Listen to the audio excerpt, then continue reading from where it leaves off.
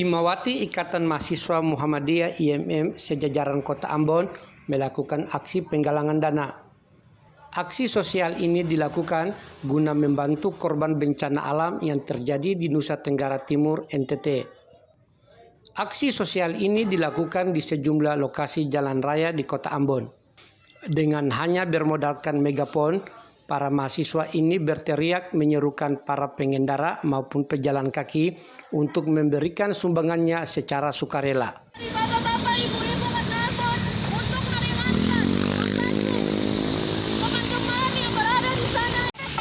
Kita merasakan bahan yang sama, namun ada seperti Tidak sedikit masyarakat seperti pedagang, sopir maupun pejalan kaki lainnya memberikan sumbangannya secara sukarela. Setelah beberapa jam melakukan orasi penggalangan dana itu, uang recehan pun mereka kumpulkan.